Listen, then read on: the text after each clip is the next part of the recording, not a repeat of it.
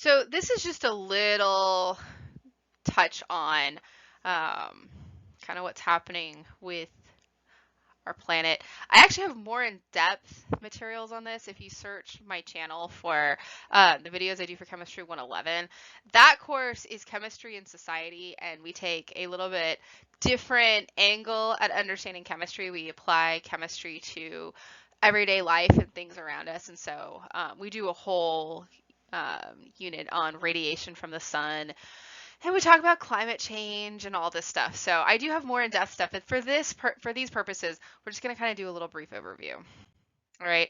So basically, what happens on the planet is we've got radiation that comes in from the sun. All right. Now, what ends up happening is some of it gets reflected by our clouds, some of it gets absorbed by things up in the atmosphere, some of it makes it down to the Earth's surface. Okay, what's happening when it makes it down to the Earth's surface is the surface will absorb it and some will get reflected. So we have some outgoing radiation. And then our planet has its own, heat source and stuff to it.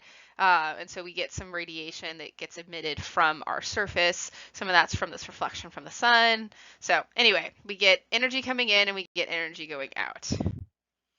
Now, we talk about the greenhouse effect. So the greenhouse, if you think about a greenhouse, it allows you to grow crops in various different seasons because it's got window panes that allow light in and then or radiation to come in, and then it traps some of that, and so you get some heat. So our ozone layer acts sort of like a greenhouse. It's not a perfect analogy, but it's a fairly decent analogy. And so we end up with this kind of greenhouse effect where we get this trappage of stuff inside. Now, what's interesting is the greenhouse effect is both a good thing and a bad thing. Without the greenhouse effect, both the Earth and Venus would be way colder than we actually see. If we didn't have this greenhouse effect, we wouldn't be trapping any of that radiation from the sun. And so our planet would be much, much colder than it actually is. And if it was much, much colder than it actually is, we wouldn't be able to survive on our planet. So it's a good thing and a bad thing because we need some of it trapped. We just don't necessarily want to trap as much of it as we are trapping these days, because we're doing a lot of things to release things into the atmosphere that affect this balance and this process. And so we're trapping more heat than we should, which is why we're seeing an average rise in our global temperatures. Okay. And so our climate has varied throughout time. We had volcanic gases, so we used to actually have quite a bit of carbon dioxide in the atmosphere. There was less energy from the sun, so the sun reactions are going on inside of the sun, and so over time those reactions do change a little bit. We've got plants that undergo reactions, so we do get some long-term changes and some short-term changes. But what we are seeing, though, is that even looking at the variations throughout time, we're seeing more of a rise in our average temperature than we should be seeing if it was just accounted for by natural causes. And we actually kind of predicted this a long time ago. So as the Industrial Revolution was happening and we were starting to emit more stuff into our atmosphere, there were people that did calculations and forward projected, and we're actually seeing around what they predicted back then, but nothing was done about it back then.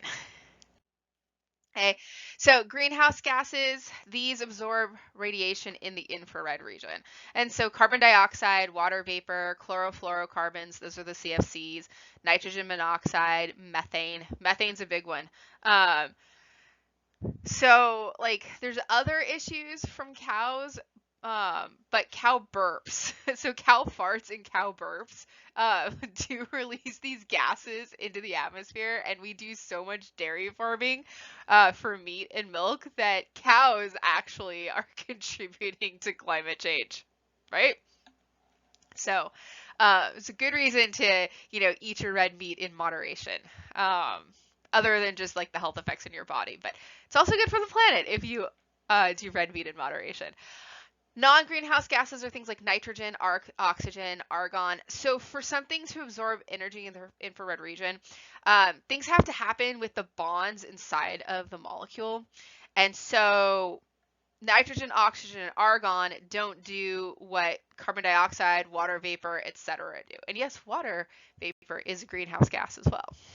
So, okay, when we look at carbon dioxide, we put a lot of carbon dioxide into the air. We've increased our carbon dioxide concentration, and we continue to increase it every year. So there are things that are being, in the works with the global community to stop emitting so much into the atmosphere. When we look at carbon dioxide emissions and we look at different sources of carbon dioxide emissions, when we look at energy, those are things like coal burning power plants. Road transport, those are our cars and other such things. And then when we look at countries, China is a huge producer of carbon dioxide. We are also in the United States a very large producer of carbon dioxide because we're a very large country. And so then other countries we get, less and less. Okay, and so then when we look at our greenhouse gases in the atmosphere, carbon dioxide's been going up, methane's been going up, nitrous oxide's been going up. Thankfully, these CFCs, the chlorofluorocarbons, those have been going down as we have banned those because those are nasty. Those are gnarly. They are doing a lot of long-term damage to our atmosphere by having those up there. They end up in a chain reaction, and so they just keep going and going and going once they get up into the atmosphere. So a lot of CFC usage, like refrigerants. It used to be that if your car's air conditioner went out, you just had to go get a new canister. Can't get those anymore. So that was fun if you had an older car as that transition was happening. So we liked them because they were nice, they were stable, they did a good job. We just didn't know until we started emitting them what they were going to do to our planet. So anyway, this is just a short, brief overview to try to contextualize some of what we talk about in chemistry.